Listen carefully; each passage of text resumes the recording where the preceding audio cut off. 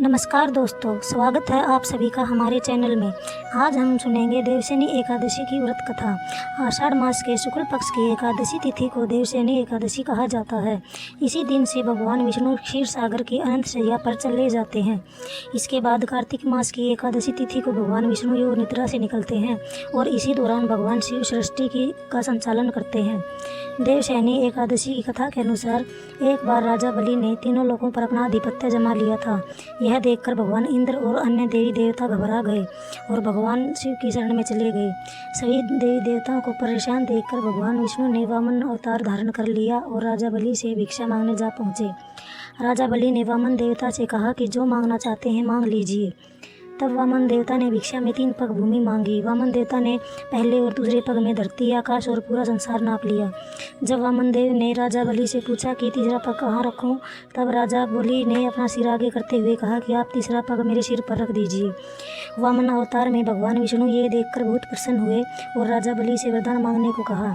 तब राजा बलि ने भगवान विष्णु से कहा कि आप यहीं पाताल लोक में बस जाएं। तब राजा बलि की बात मानकर उनको पाताल में जाना पड़ा था। ये सब देखकर सभी देवी देवताओं और माता लक्ष्मी अत्यंत चिंतित हो गए।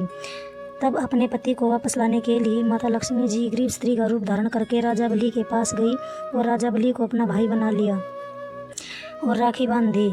तब उपहार स्वरूप अपने पति को वापस ले जाने का वरदान मांगा। तो माता लक्ष्मी के साथ वापस जाते हुए भगवान विष्णु जी ने राजा बलि को वरदान दिया कि वह प्रत्येक वर्ष आषाढ़ शुक्ल की एकादशी से कार्तिक मास की एकादशी तक पाताल में ही निवास करेंगे और इन 4 महीनों की अवधि को उनकी योग निद्रा माना जाएगा। तो दोस्तों, ये थी देवशयनी एकादशी की व्रत कथा। देवशयनी एकादशी की व्रत कथा का वर्णन भगवान श्री कृष्ण ने खुद युधिष्ठिर जी से किया है। सतयुग में मदांता नामक एक चक्रवर्ती राजा राज्य करता था। उसके राज्य में 3 साल तक वर्षा नहीं हुई थी, जिसकी वजह से राज्य में भयंकर अकाल पड़ गया और चारों तरफ हाहाकार मच गया था।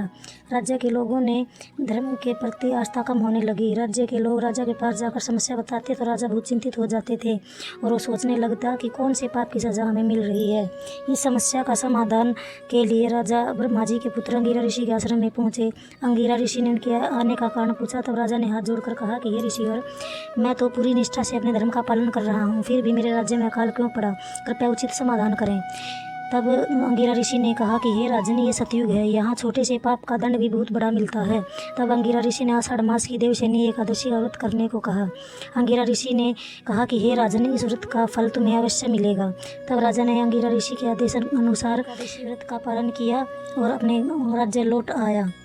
देवशयनी एकादशी के प्रभाव से उसके राज्य में खूब बारिश हुई और फिर से खुशहाली हो गई। तो ये थी देवशयनी एकादशी की व्रत कथा। राधे कृष्ण।